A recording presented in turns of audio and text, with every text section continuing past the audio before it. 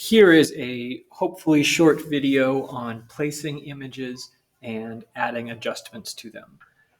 You should know, hopefully, how to start a new file. If you don't, ask somebody. We're going to place an image in here. So the white area is your artboard, whatever is off the side we won't see. So we're going to say File, Place Embedded, Place Linked. You can also put a picture, but don't do that for who knows what kind of reason. I'm going to go, you'll need to know where your images are stored. Oh, I'm just going to find a nice picture here. Let's say this is a nice picture, and I'm going to place it. When it places it, it generally should keep it inside the size of your artboard because Photoshop is smart like that. The blue lines crossing it tell you that it is in what's called transform mode, which means if I click and drag it, I can move it around. If I click and drag any of the little white squares at the edge, I'll change the size. If I move my cursor close to the corner, you see how it changes into that little curvy one. I can adjust the angle. If I hold shift while I do that, it will change it at 15-degree increments. Sometimes you'll need that.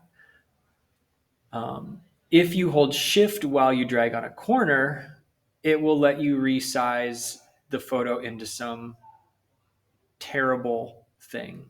Don't hold shift when you resize. Once you've got it where you want it and the size you like, push enter. Don't worry if it looks like it's low resolution while it's in transform mode. That's just the computer saving itself energy or brain power. Again, move tool up here, crossed arrows, lets you grab the picture and move it by itself. Those little, wherever they are, sometimes you'll see a little purple thing pop up that's a snap to just help with alignment. If you hold shift and drag, it will do it either straight up and down or straight sideways. If you hold alt and drag, it will make a copy of it. Control Z undoes your action. So that's placing an image. And now let's say that I want it to look different.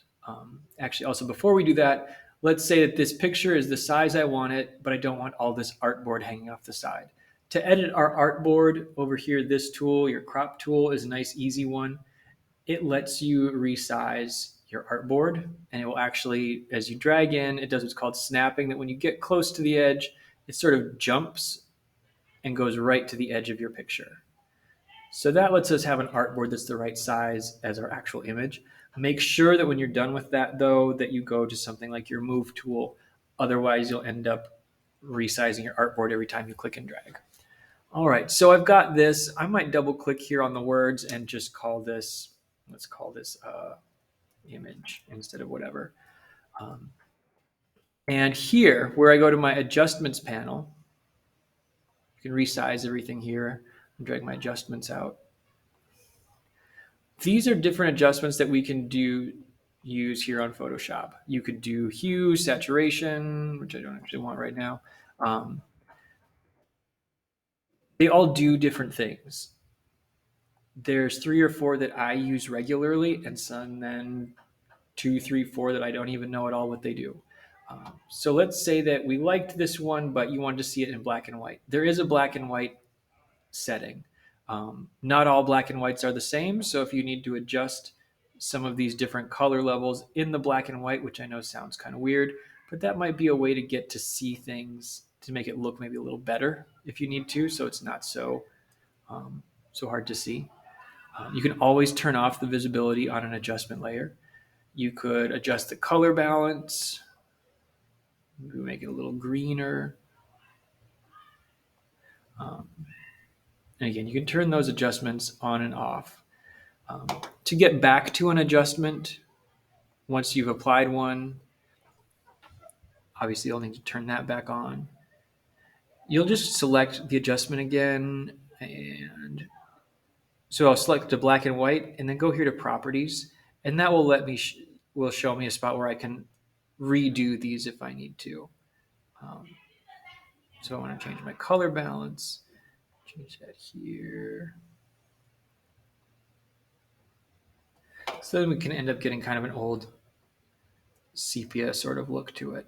But yeah, so that's a pretty, hopefully, intro and easy to use way of saying file, place embedded.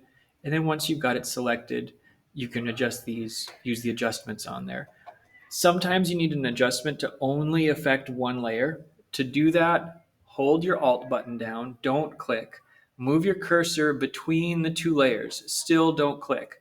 See when I push Alt how my cursor changes shape like that? If I click one time, don't click and drag, just click. It will indent this and have this little arrow and saying this black and white now is only applied to the layer below it. So if I had more than one image here, the black and white would only be applying to that. With some of your assignments, that's going to be really helpful.